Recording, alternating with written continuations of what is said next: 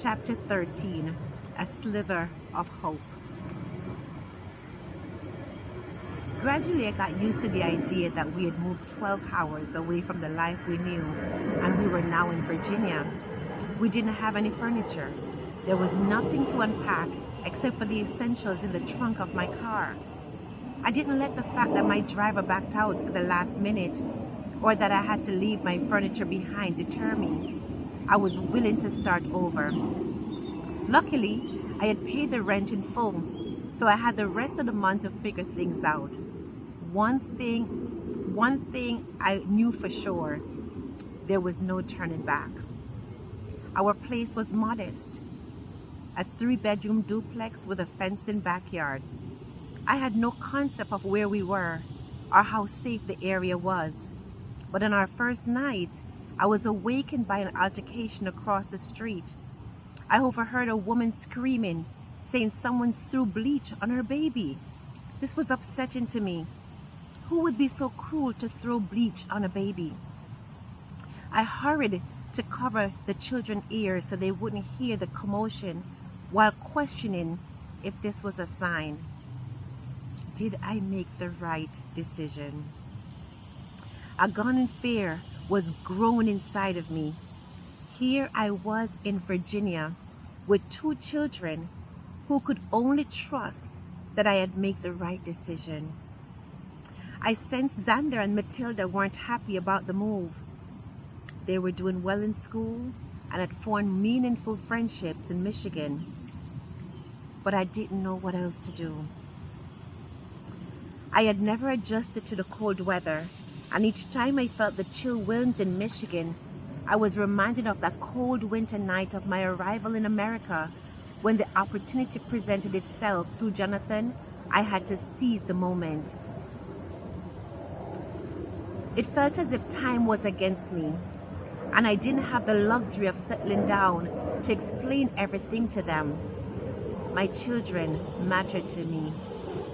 I wanted them to like Virginia. I wanted them to trust me. So I bought a paper map and I began to take in day trips to Virginia Beach and Skyline Drive and through Shenandoah National Park. I was trying to convince them that Virginia was better for us. Those trips through Virginia Blue Ridge Mountains, seeing the vastness and the picturesque beauty of the countryside, captured my imagination to dream, to think, to envision endless possibilities. I told myself, I will make it here. That is from my book, Mumzai, Trapped in the Mind of a Child. And I wanted to read that to you today because today make 20 years since the Spirit led me to Virginia. 20 years that I packed up 2 young children and moved in an old car to Virginia. No family support, hardly any money, leaving everything behind. But I obeyed that still small voice that led me to Virginia.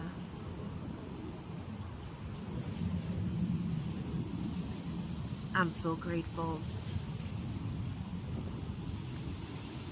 My name is Jacqueline Edwards. I am the author of Mumzai, Trapped in the Mind of a Child. If you haven't picked it up yet, please do so. It's available on Amazon and Barnes & Noble. Please get your copy. You know, when I was in school, I learned about longitudinal study, and looking back at my book, this coming of age memoir, you know, it's like God did a whole complete study from my childhood to adulthood, and I am amazed by it. It's one of the most important work I've done outside of my children, raising my children.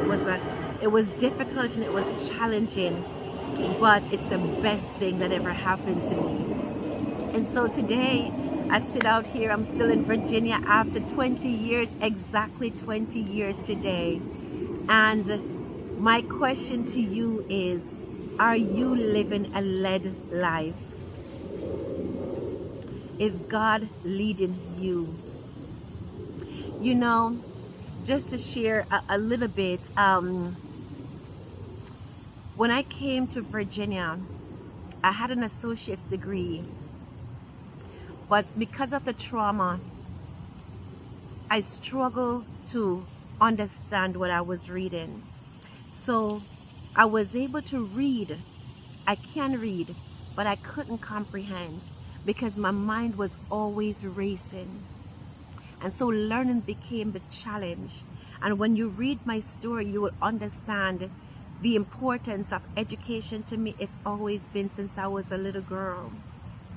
And so during this time, I was able to look back once we made it to Virginia, once things, life is moving on and I see how things fell in place, I realized I was being led.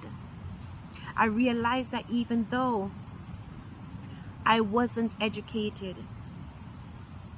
even though I was struggling to read and comprehend,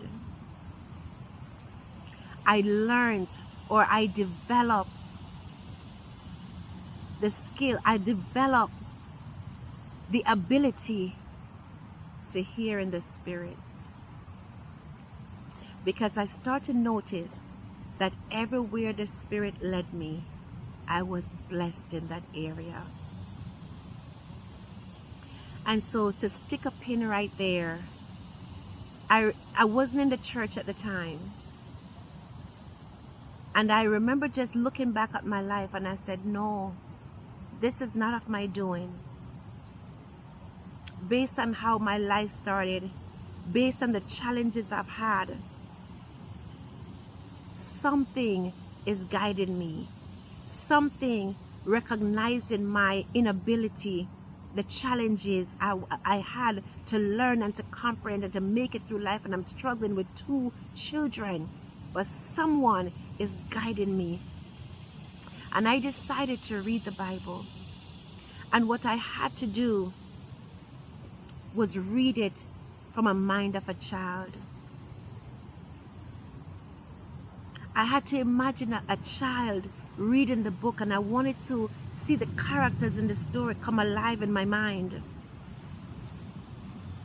And when I opened the Bible and I laid across my bed like I always do, and I said, I want to know about this God. I want to know what's in this Bible for myself. And it was the story of Abraham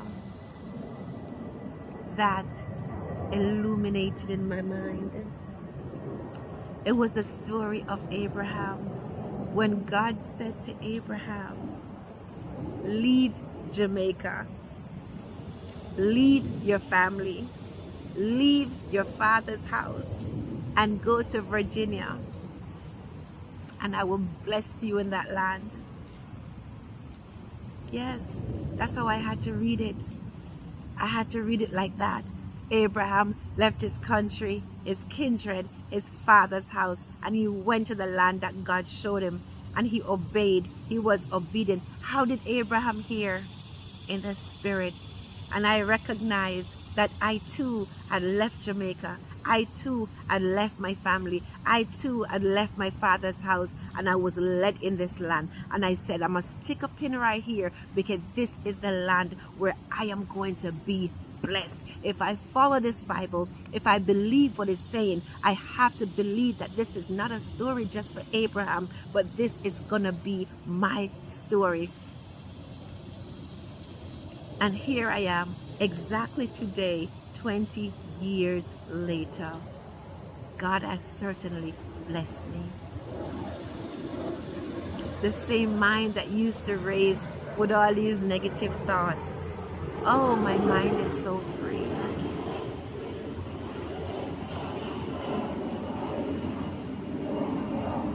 Thank you, Jesus. Thank you, Jesus. Thank you. 20 years today, I am still in Virginia because I recognize that this is the place I'm going to be blessed. This is the place I am blessed. So my question to you, is God leading you? Are you obedient to that still small voice? Have you discerned the voice of God speaking to you? Have you seen the miracles after your obedience to God? Because the miracles after my obedience strengthen my faith. Because I recognize I can trust this voice to lead me. Every time God spoke to me and I'm obedient, there is a revelation, there's a miracle that has happened. And that's what strengthened my faith, to trust that still small voice. And I've developed momentum to hear directly from God. Can God lead you? Is God leading you? So